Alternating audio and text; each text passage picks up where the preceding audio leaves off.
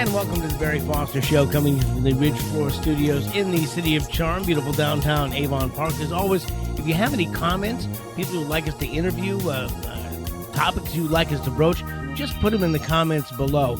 And we are your independent Florida voice. We try to get the people that you want to hear. And by the way, if you ever want flowers, Ridge Florist is the place to go. They are so easy. Right there at the just north of the intersection of Memorial Drive and the Sebring Parkway at 111 Memorial. You can call them at 863-382-4477 or go up online, ridgefloristinc.com. And what's the most important part? That's right. Tell them Barry sent you by. We have on the phone today Chris Gleason, who is running for the Florida Senate seat currently held by Ashley Moody. Chris, good to have you with us, my friend. Good to be here, Barry. Hey, you know, you are in a pretty stout race, and people may not know who you are. So can we get a little bit of background on Chris Gleason, where you come from, and what are you doing? Sure. Well, I'm the original source for all of the Act Blue and campaign finance stuff that everybody has become more and more aware of over the past few years.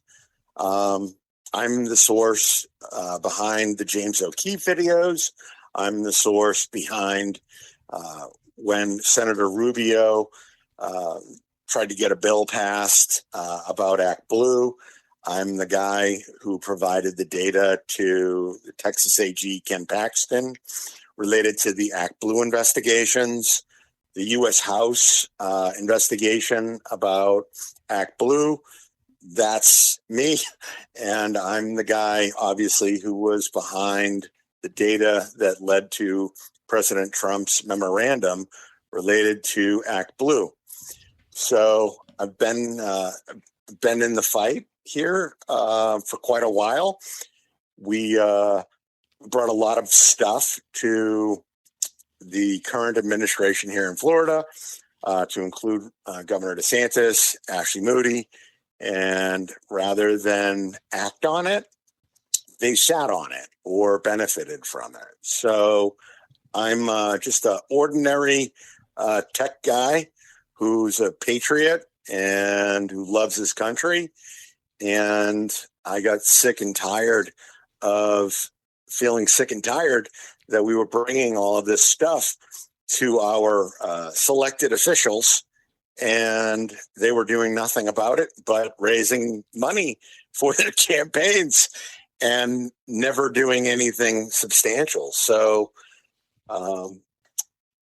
just had enough. And so now I am running for United States Senate to actually hold those responsible for all of the things that we found accountable. And I'm not the type of person who just writes sternly worded letters. I actually take action. I've filed the largest campaign finance violation complaints with the FEC in United States history, both on all tied to this money laundering and smurfing and all of that. So you started in the Army. Were you an IT guy in the Army? Was that your job there? I did actually start out as So I joined the Army when I was 17 years old.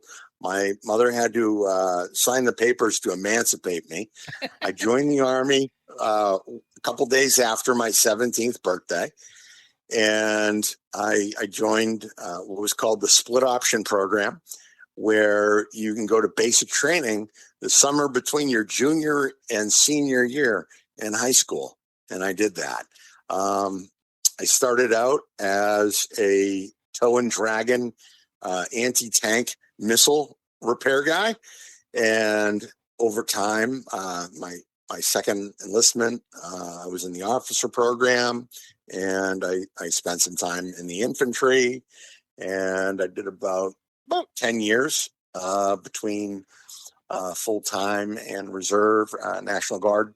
And I got out and I got into finance and tech, and Yeah. So that's my military spiel. So did you start like developing your own programs when you got into finance, getting the computer to be able to delve into these things and do things? We work while you sleep, that kind of thing. So I the first software that I invented was a search engine and process automation for mortgage loans. And I did that back before most banks had websites in like 1997. Um, we built some pretty cool stuff back then. We were on our way to do. We were on an IPO track, and then 9/11 happened, and a lot of crazy stuff. So that was my first software startup. Been involved in several others. We built a censorship-free content platform for creators. Started doing that back in 15, 16, 17. We tried to sell it to or license it to Trump for the basis of True Social, but that deal didn't quite work out. But that's okay. It was my work with that that led me into some campaign projects with Roger Stone, and it was on a project that I was working on in Washington State for the co-founder of the very first search engine, web crawler, a guy by the name of Scott Stevenson. Was working with them, we were trying to figure out a data problem with the voter rolls and campaign finance. And it was there. And then back in 2022, early in 2022, that we discovered the Smurf thing. And as over time, we have fully developed a system that automates everything that we were doing to catch what was going on and really leverage AI in a way that had never been done before to prosecute this. So you were kind of doing AI before there was AI, because when you mentioned, campaign research and Roger Stone in the same sentence, that, I'm sure that you looked at stuff and go, well, this doesn't look right. And you went to the computer and say, can you break this out and can you break that out? So you had the numbers right in front of you. Yeah. It was when I first saw it, I was like, this is crazy. This is not right. And so I had a developer that was working for me. I'm like, hey, go rerun this query to make sure that this is legit. And he got back to me. He's like, here's the data. And I'm looking at it. I'm like, yeah, this isn't right. And so I started calling the people, and I started investigating the individuals. And there was no way that these people were making this volume of contribution. There was no way that these people were donating the amount of money that they were donating. These were elderly people, fixed incomes, former government employees, retirees. And as we started investigating it, we found that, either these people, they knew that something was up, or they knew that somebody was potentially using their identity to do this, or they were completely unaware of it. And so, over time, this has been reinforced. And so at this point today, we have every single campaign finance report, every single contribution made through this network, or all of these networks, mapped and tracked from the number one Smurf in the country to the legit, who's legitimate. we have a really good, clear understanding of what's going on. And it's all the government's own data. It's all the government's own records. And so, people will, some skeptics may say, oh, well, your data is wrong. And I kind of chuckle and I say, well, no, it's not my data. It's the government's data. And the government gets its data from the campaigns. So whose data is bad? And it just really doesn't bode well for our elections, and doesn't bode well for the people who we now know are doing this at scale. We have recently mapped some significant issues tied to the Chinese Communist Party buying politicians. And we found that here in Florida. One of which was really shocking, was Ashley Moody, our former Attorney General and now U.S. Senator. And it's that type of stuff that really has compelled me to run. Chris, I got to ask you: is Smurf, is that an acronym for something, or was that like your favorite cartoon show as a kid, or is it because it's for Act Blue? I mean, how do we come up with Smurf? So the thing about Smurfs, it's a term used in drug trafficking and money laundering. Oh yeah, and what it was is there were some cartel bosses in Mexico, and they were looking at these old ladies who were crossing the border, and they all had blue hair, the blue hair dye, and their hair was blue. And so these little old ladies were shuffling money across the border, or drugs, but a lot of times there was money. And the cartel boss said, "Hey, look, what's up with the Smurfs?" And that's how smurfing became part of the money laundering vernacular. Okay, well, I've learned something new already today. So now, when you started to uncover this, how did you pick your targets? Did you just say, "Hey, let's start with everybody in the House and everybody in the Senate and everybody in the executive branch," or did you think that there were people who might be more likely than others? I mean, how did you pick your initial targets when you started here? So the thing about the way that the data problem started, right, was it was in Washington State, like I mentioned. But in Washington State, the thing of the voter rolls is that they don't delineate across party lines. And so the data problem that we were trying to solve was, okay, so who's a Republican, who's a Democrat, who's an independent, and what are their propensity to vote in primaries, and what is their propensity to donate in campaign contributions. And so when we did that, we went into it, not targeting any party in particular. It really was that we were looking to see who's who in the data. And so as we ran this, the information that we saw was shocking. I mean, absolutely shocking. So we went back with the data, and what we found is that it started back in, at least initially, we thought we had identified that it had started in 2003, 2004. What we've now know is that it actually went back a bit more to 2001. But, so a lot of this had to do with the creation of a thing called Act Blue. And Act Blue was created as a tool to raise money. And some of the prime drivers behind this were linked to the Democrat Party.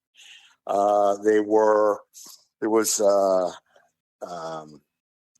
three guys that were tied to the DNC. One guy of the three was also tied to AFL-CIO Cope, and these other two guys. They went on to found Act Blue, and so what we saw was this massive amount of money growing exponentially over election cycles. And it was really not good, what we found. And it seriously ramped up big under Obama. And it's been it's literally skyrocketed ever since. The Republican side really didn't get into smurfing so much until probably the beginning of it. The beginning of it really kind of started with WinRed at scale with what they were doing. And now it looks like the Republicans are trying to catch up to the Democrats with this platform stuff. So today, the number one Smurf in the country isn't a Democrat; it's actually a Republican, and he's in Michigan. But he's made, I think it was like 125,000 campaign contributions in the past couple of years. Wow. And so WinRed is the mirror image of Act Blue, just on the other side of the aisle. It is. And then there's, the bad guys know that we caught them. And so they have also now stood up to newer platforms. One is called Democracy Engine, which was founded by one of the Act Blue founders, Jonathan Zucker. I believe that was his name, Jonathan Zucker. And now the Republicans are also using that platform as well. So it's the Uniparty loves Democracy Engine, and and then the new thing for the left is this thing called the Action Network. And after we had caught and exposed Act Blue, they started to shift operations to the Action Network. So much so that when Kamala Harris announced, a lot of the money flows went through the Action Network. And by the way, the Action Network allows for overseas credit card processing. And what we see is that the CCP is definitely utilizing this to their full advantage. Well, as William Shakespeare said, "A rose by any other name still smells." So, do the numbers lead you to these different platforms, or do you have people who feed you this stuff and say, "Hey, y'all look over here, y'all look over there"? How do you get to where you're going? So it's very non-political. It's the government's own data.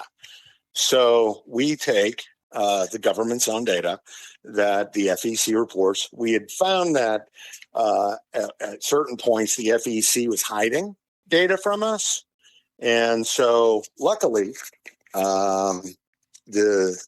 when the new administration took over, there was some pressure exerted on the FEC, and they gave us a direct line to the raw data for the entire FEC database. And so that's what we're just working off of that. And then at the state level, because we've also found this at the state level in every state that we've looked. So Florida was the first that we got the state campaign finance database from. I got that directly from Laurel Lee's administration when Laurel Lee was the Secretary of State. I had been a whistleblower related to big tech interference with the elections in beginning in, I would probably say 2018 into 2020. I had hired Harmeet Dillon and Ron Coleman, her partner, to represent me and file some FEC complaints related to big tech interference being an undisclosed in-kind campaign contribution. And so I had a relationship with some of the attorneys within the Florida Secretary of State's office. And so when I called them and asked them for a copy of the campaign finance database, they immediately got it out to me. And once I started looking at it, I saw that this smurfing operation was also operating at scale at the state level throughout Florida. And so I immediately contacted the state and said, hey, we've got some big issues here. And all of my work is meticulously documented in emails.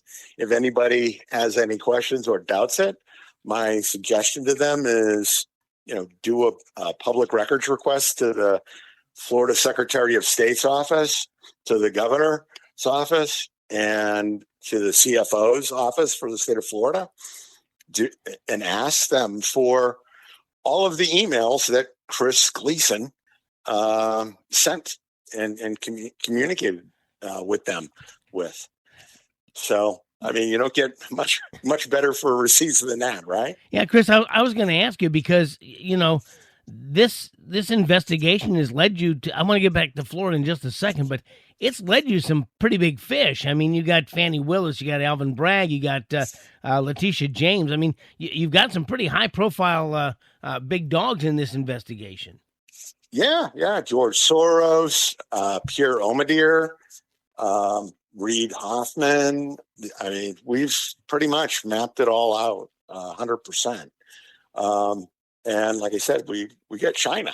I mean, we have a crystal clear, irrefutable link to the Chinese Communist government buying Ashley Moody and others that who should have been prosecuting these offenses, buying their silence or buying their allegiance. Have you had to put up more security cameras, maybe, and put extra deadbolt on the doors? You're kind of messing with some people who don't have much of a sense of humor. It wouldn't be the first time that somebody's tried to kill me, and I have the full armor of God and legions of warrior angels protecting me, and the United States military trained me pretty well. Well, in addition to the money, you've come across ballot harvesting and ballot issues. In addition to the money, yes, we have uncovered significant issues with the tech related to the running of our elections. When I ran for supervisor of elections in Pinellas County, we identified that over 200,000 vote by mail ballots had been illegally requested. We've been litigating over this. I've litigated this case or these related cases all the way to the Florida Supreme Court. I've been involved with litigation in Maryland and other states related to all of this, with the machines illegally and unlawfully being used, with the machines disenfranchising voters. There was a huge thing that we uncovered here in Florida.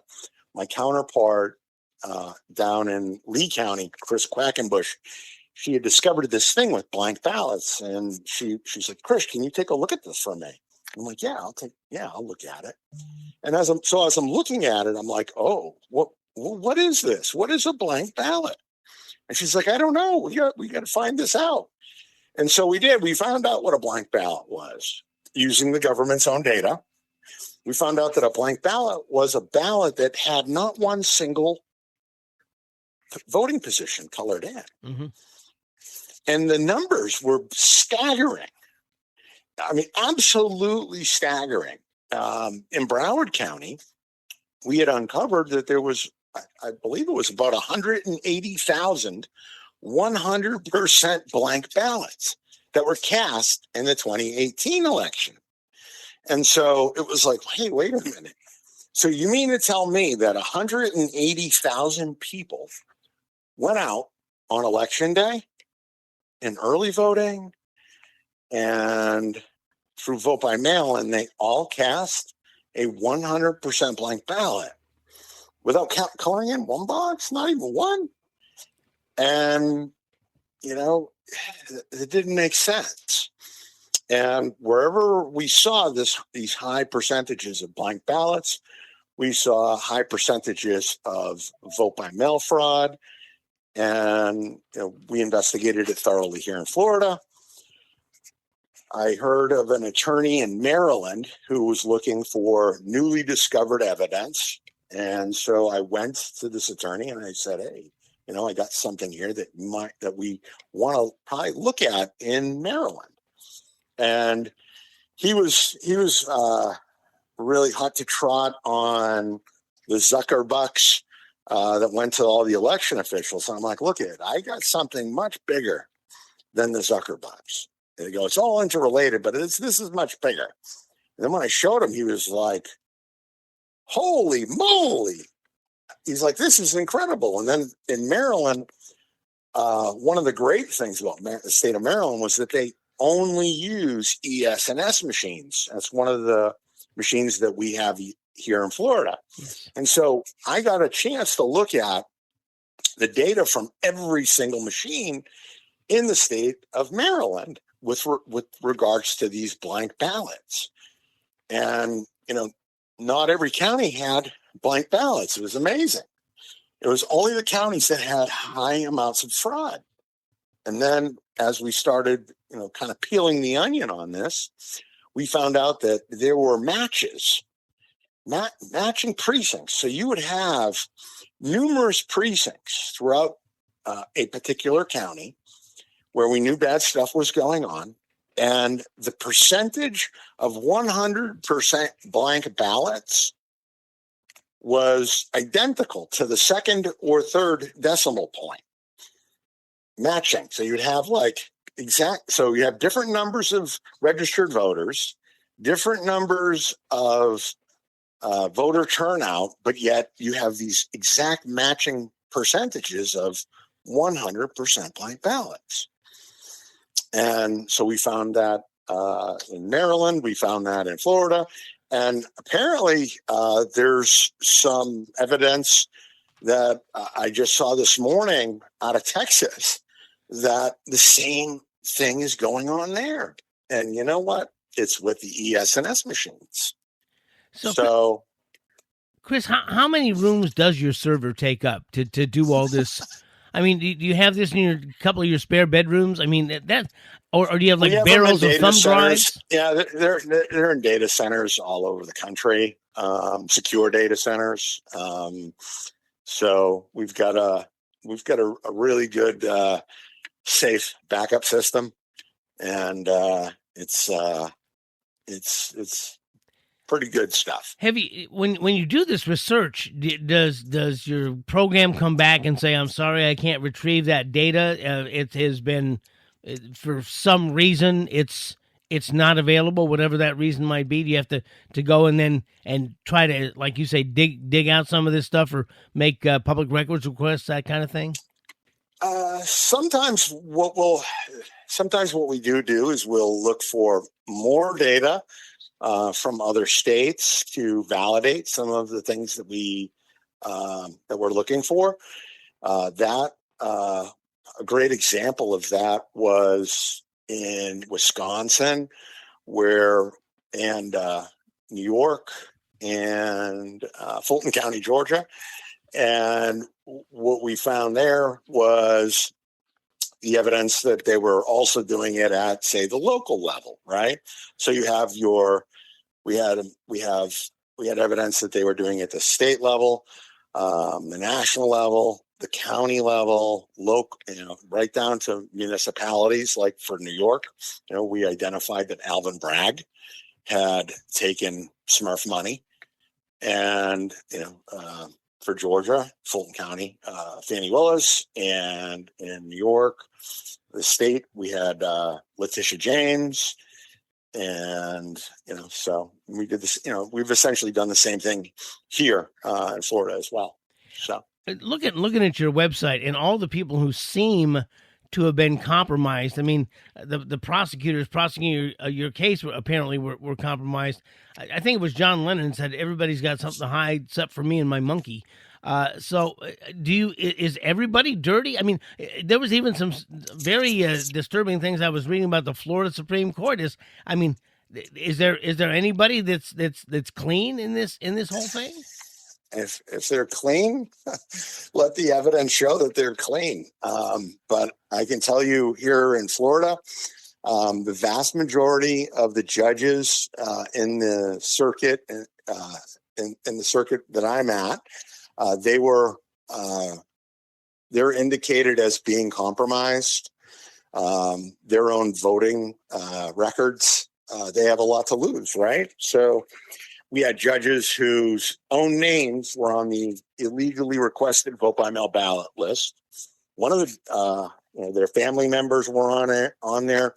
The judge, the main judge who presided over several of my cases, Judge Patricia Muscarella, her name was on the list, and we tried to get her to disqualify. She refused to disqualify.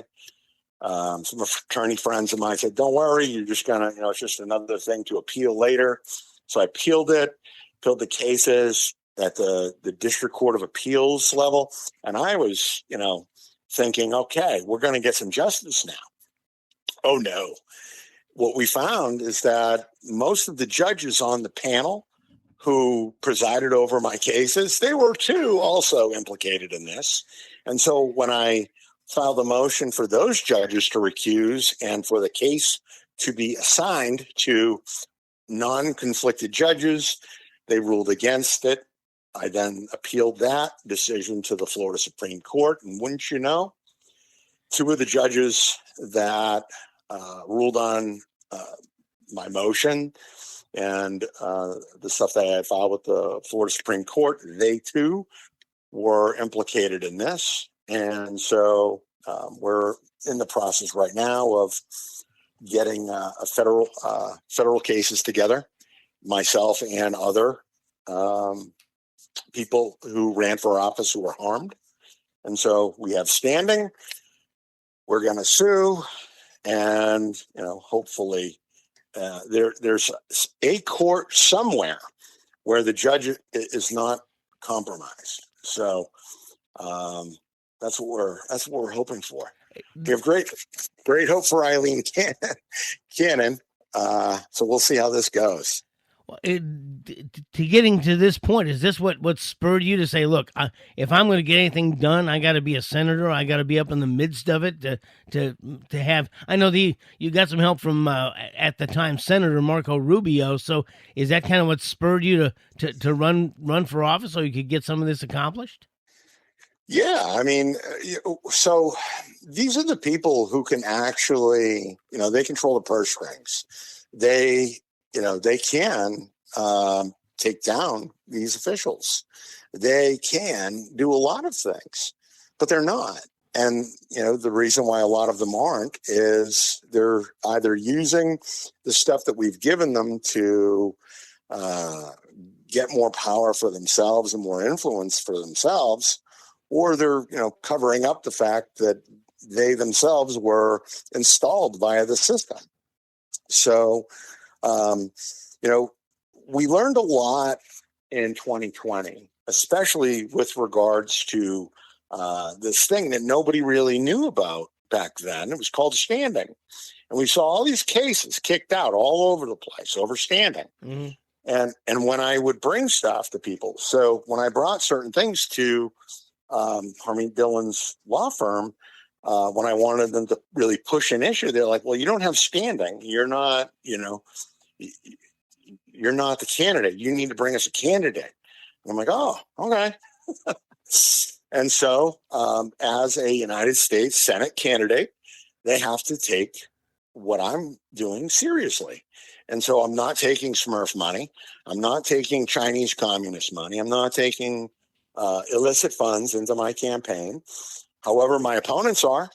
And so, as an aggrieved and harmed candidate in 2 elections, I will now be able to do something about this. The FEC is not going to do anything willingly. So I, as a person with standing, can ultimately file suit once the FEC does nothing, which we expect them to do nothing, and we will hold them accountable. So, Well, Chris, I don't know who makes more money, attorneys or IT guys, but between lawsuits and running for office, there's the bill has quite a bit of zeros on the end of it. Are you getting support from other IT guys? Are you getting support from the general public? People want this uncovered. How's that working out for you? So the money's a little limited. I definitely get help from other IT guys who I do stuff with, and we have had some support. I mean, matter of fact, this great, fantastic. There's this entire group of wonderful patriots here in Florida, and they are, a lot of them were the core to defend Florida. They are the Pinellas Watchdogs. They are the America First Patriots. Mm-hmm. There's a group that's run by my friend Kathy Chamberlain. They have been instrumental. I mean, they were the ones that actually convinced me to run for supervisor of elections in 2024. I didn't want to. I'm not a politician. It's not. I just want to make cool tech and invent things. That's what I like to do. But I know what the bad guys have planned. I know what they're trying to do, and I can't in good conscience sit around and watch this evil go on and the subversion of our nation, through unlawful means and illegal money and terrible foreign influence.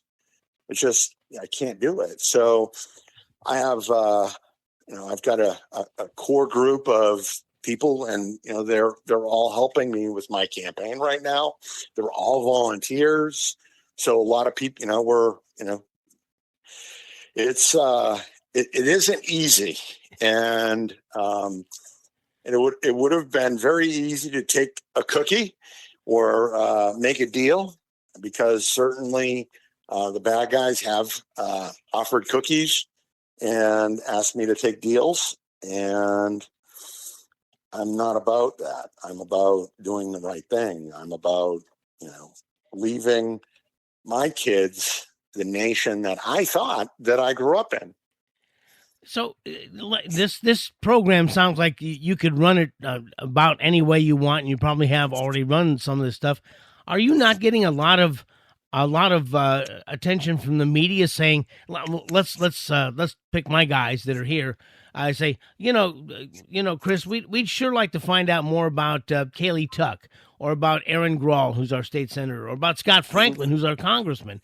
I mean, can you run those numbers for us and tell? You would think that the media, whatever, newspaper, radio, TV, whatever, would be coming to you asking you, what do you got, and what do you got on their opponents for that matter?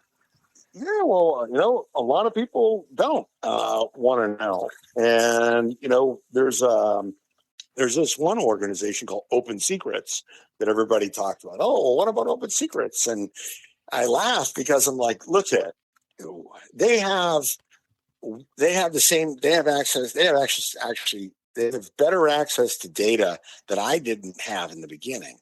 And so for them to not know that this was going on it's just not the case. So everybody refers to them, but when you go to Open Secrets or any one of those other sites, right, they cap you at 500 events, 500 contributions. They're not showing you all the data, because if they showed you all the data, you wouldn't have. You would see the pattern. People would see the patterns for themselves, and they just, technology. We're at an inflection point in technology, and we're able to do things like, just since I've started doing this, right? Processes have sped up. The things that it would take me, a week or days to do, now I can knock it out in seconds or minutes. And the cost, to do this, probably would have been about $100 million a few years ago, but because of advances in technology, hardware, software, and the advent of large language models, we're able to do some really amazing things. So as you run for office, are you starting now to reach out to the media with some of the information about people who appear to be somehow connected with dark money, or they're not? Nobody wants to hear about it. Imagine that. Really? I would think Yeah. that would be something that the media always wants. Whether in mainstream media they want watchers, in internet media they want click-throughs. It would seem to me that this would be the kind of thing that would get thousands of click-throughs. And have you been turned down by Facebook? I'm sorry, you can't boost this post. I was banned on Facebook forever, really? for life. Yeah, going back, the first time I got banned on Facebook was in 2014, like wiped out. And then a friend of mine, at the time I had a gun company. I was making really cool stuff for special forces and patriots. And I had invented some gun magazines that didn't break, and that they were really cool, awesome technology. And so I was very early on social media. I had a pretty big presence on Facebook, actually a very large presence on Facebook. And I was a social media influencer. And I actually had my company. When you looked at the industry segment for aerospace defense, my company was top with social media clout going back 14, 15, 16. 17 into 18. So in 14, I got hit, completely erased off of social media. And a friend of mine from the gun industry said, "Hey, I got a guy I want to introduce you to." And this guy turns out to be the only man on the planet who had a thumbs down button on Facebook. He was the director of engineering for Facebook, one of the early guys that got hired. His name was Chuck Rossi, and Chuck would help people in the gun industry and other patriotic people who had been wrongfully deplatformed under Facebook's very nebulous community standards, right? And so the connection was made. Chuck looked at my stuff. And he's like, "Yeah, you clearly not, you clearly didn't break any of the rules here. This is not right." He's like, I'll get you back on." And he did. And then I worked for several years behind the scenes with Chuck, getting people put back onto Facebook who had been wrongly deplatformed. And a lot of it over time, we saw it becoming highly political. So if you took a particular political stance, you would be wiped off. And so in one of my early meetings with Chuck, we discussed, I said, "Hey, Chuck, I'm a capitalist here. At the end of the day, if no matter what I do, I'm getting hit here." And I go, if you can't tell me what I have to avoid, then I can't avoid it. I go, so, I don't know how to shift my fire. And I don't know how to use the Kentucky windage, Chuck, because he was a gun guy, so he understood that. Yeah. I'm like, so help me out. And he's like, okay, here's the thing. He's like, you got to stay away from anything about the Muslims. You have to stay away from anything about immigration. He's like, and you have to know that the COO of Facebook worked for the Clinton administration. Wow.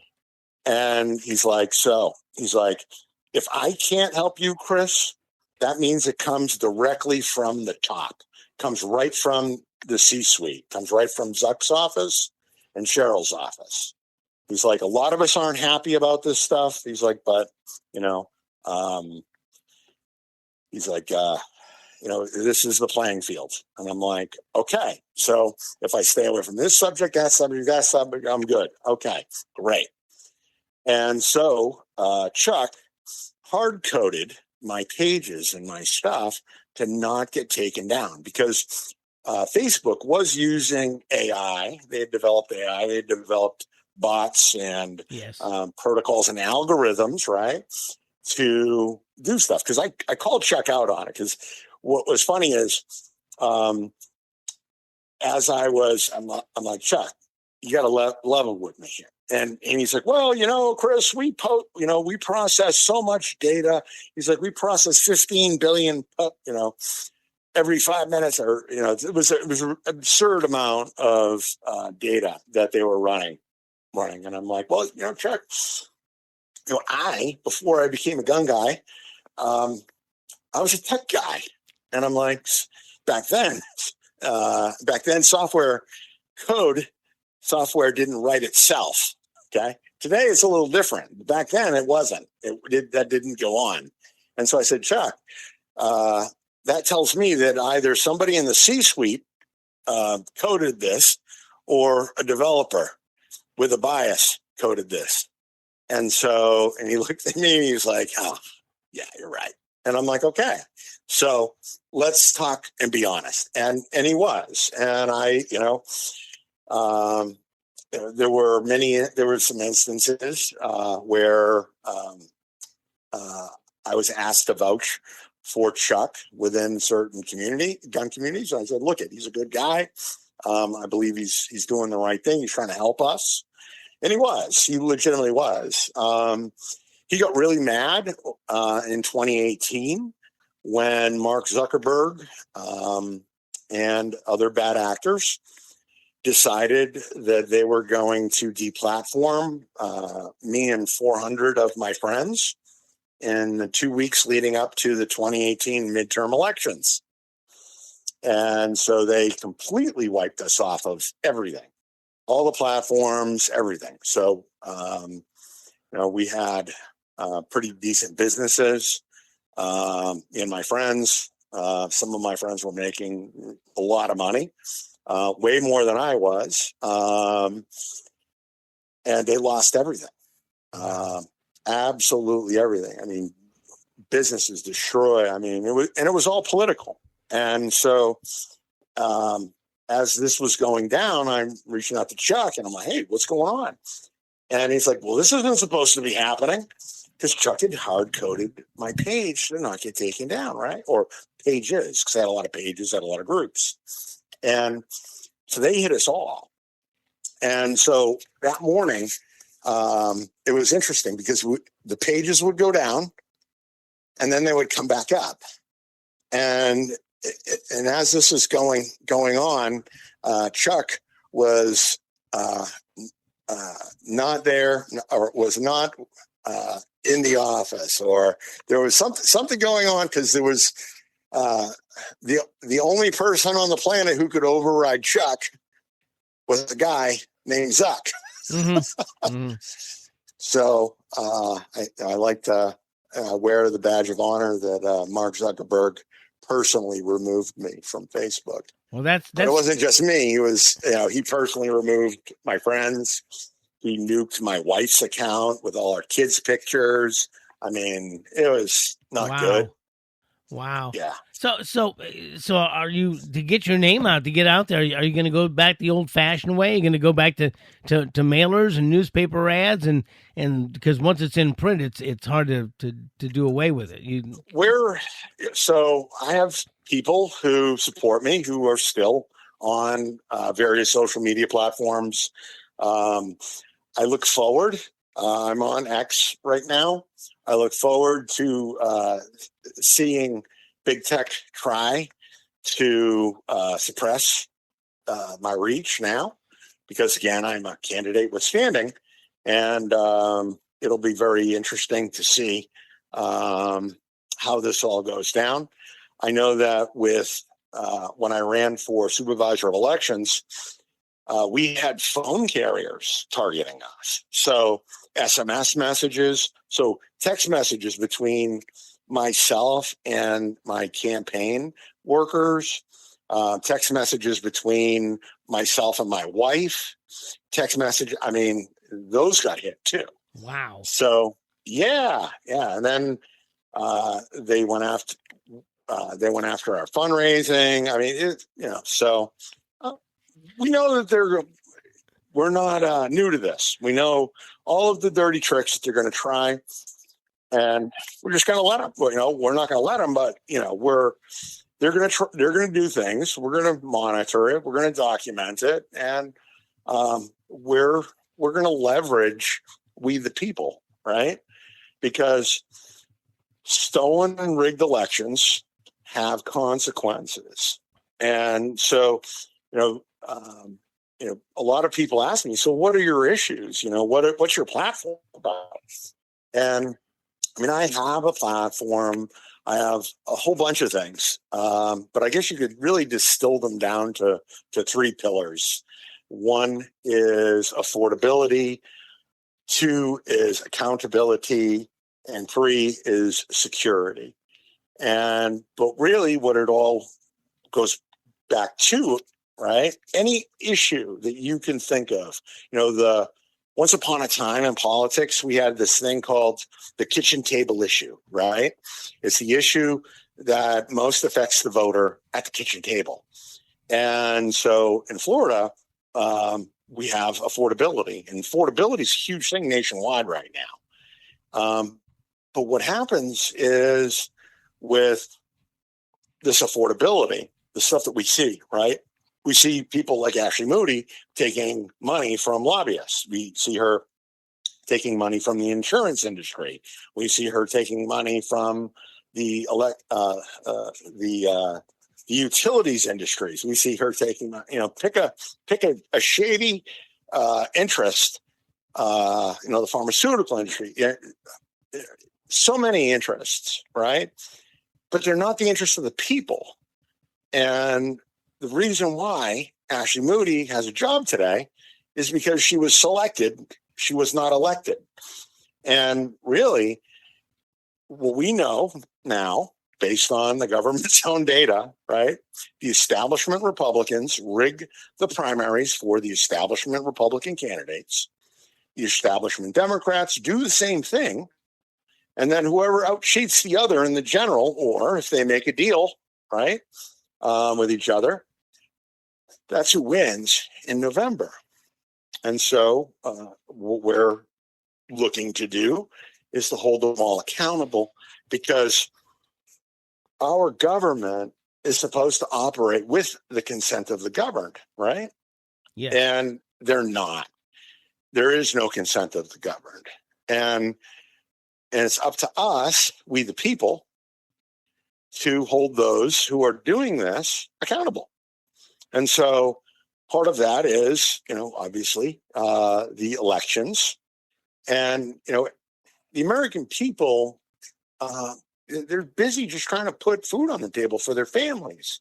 They're trying to get by life. They're trying to take the kids, they're trying to live the American dream. And so, unfortunately, over time, they trusted these people who lied to them and said that they were, hey, you get me in office, I'm going to do this, I'm going to do that, and we're going to hold these people accountable. But they don't hold them accountable. And they do nothing but they raise money for their campaigns with promises that they have no intention of keeping. And they pit, left versus right. And that's just not right. It's not a good thing.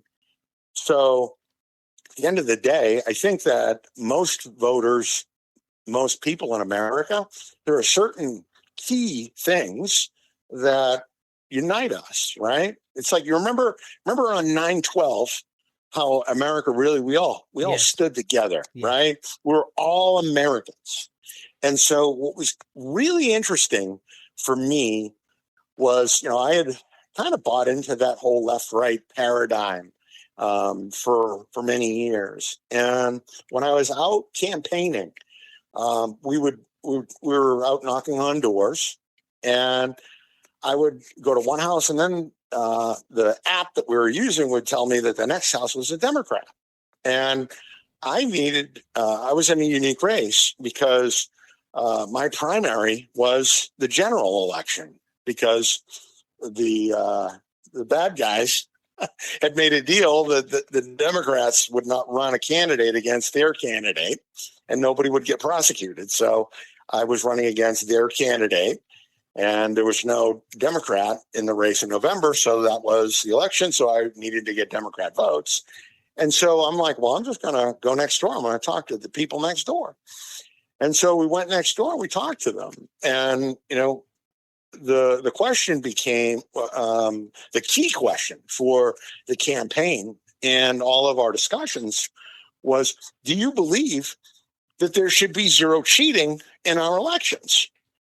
And overwhelmingly, well over 90%, 93 or more percent of the people that we spoke to all said, yeah, of course. And then they would always inevitably ask me a follow-up question. And the follow-up question they would ask me, who's the 7%? Yeah. That was my question. Yeah, who's the 7%? And I had some ideas on who they were.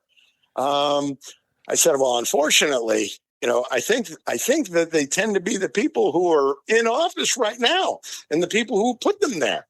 And that was kind of the answer. And then it was funny. It was like one of the last, it was an event for the Beach Chamber of Commerce out on Sand Key in Clearwater. And we went there one morning, and everybody's doing their spiel. And I had a thing at this point, when I was talking to groups, and I was asking them about who believed that there should be no cheating in the elections. And invariably at all these other grassroots groups that I would go to, all these other groups, okay, everybody would always say, yeah, there should be no cheating. And when I said that in this room, it was dead silence. I'm like, oh, well, I think I found where the 7% are. You're all right here. And I go, oh, look at you guys over to that table right there. I go, yeah, this makes a lot of sense now. And so that's, what was really interesting, right, with that election is they were so terrified about what we were doing. And it wasn't just here in Pinellas County, right? We had a slate of America First true patriots who ran for supervisor of elections all across the state. We had 13. There was like 13 of us, right? None of us, not one, none of us won, despite the fact that was the number one thing in 2024, right? Election integrity. That was the thing that everybody wanted. And on the primary night, amazingly, right, we're sitting there at the supervisor of elections office in Pinellas County. I was there with a journalist who actually does cover these sorts of things. And I was there with my daughter, who was my assistant campaign manager. And she's 13. I think she was 12 at the time. She's 12 at the time. And we're watching. And then all of a sudden, all the systems go down. Oh. All the systems went down. And, it went down statewide. So it makes you wonder what's going on here. Did you run any of your IT stuff on that? Were you able to suss any of that out? Well, I sued. Earlier that day, I had filed for an emergency injunction in the courts and to stop the fraud, to stop what was going on. And invariably, we never got to quote unquote discovery of the actual logs and the data. They hid it all. And but we kind of already knew everything that they were going to do because of my work nationwide. And so in my complaints that I had filed, we had showed, and I presented all of the evidence as exhibits in the case. Wouldn't you know that the crooked judge and the crooked appellate court were okay with sealing every single exhibit in my case? They sealed it all so nobody could see it. That's incredible. So let me ask you, Chris. Chris Gleason, running for the U.S. Senate here in the state of Florida. What if folks want to find you on X? What's your handle on X? So I have we set up a campaign account on X. It's Vote for Gleason. It's at Vote for Gleason. My personal one that I've been using for election integrity stuff is at Immutable Christ. And so it's at Immutable Christ on X. And all you got to do is go back and look in the history of the things that have been posted there. And, I'm pretty consistent. Are you on Truth Social as well? We just set up a Truth Social account the other day. I don't believe we posted much of anything on there yet. We're still building up the campaign to have people managing all of these social accounts. So we kind of waited till the last minute, like we did the last time around. Not totally the last minute, but we waited very long into the cycle. We wanted to see certain things, which we've now seen and can show. Things like Ashley Moody taking money from the Chinese communists into her Senate campaign. We see her rolling over state campaign funds into her federal committees, which is also a violation of federal campaign law. And so, we've documented a lot of stuff. There was certain tactical disadvantages to doing that, but certain tactical advantages. And so, anywhere your audience can go to our website, voteforgleason.com, and it's real easy. Vote for Gleason. Vote FOR Gleason. It'll be vote the number 4 Gleason, and people are gonna we're running an asymmetrical and guerrilla campaign where the truth is going to get out. So, yeah, and your website was running real well as of this morning because I was up there looking at it and checking through things. It's a nice compendium of the things that you have there. Do you have any public appearances coming up? Do you have any places that you're going to be? We are going to be posting all of the appearances on the campaign website. And if people want to know about those, they can join our email circulation list and text messaging list, and we will keep everybody apprised of where and when we're going to be. A lot of the establishment Republicans, they really don't care for me because I'm upsetting the apple cart. So some of the establishment Republican groups, they probably won't like to have me there, and so we're gonna be doing some really cool grassroots events. There is a Reclaim campaign event down in Miami next month. and I will be at that. So I'll be there at that, and we have our first big team strategy meeting this Saturday, where we're going to kind of figure out all of the mechanics of keeping the public informed of where they can go to see, where they can go to hear. And there's going to be a lot of videos coming out, and those will all be posted on the website. There's going to be a lot of receipts that are posted as well on the website. And so if people, we need people to come out and vote in the primary. People don't like to vote in the primary for some reason, but they need to. And so typically 18, 19, 20% is on the upper end of what we see in the primaries. So we need people to make the primary too big to rig. So.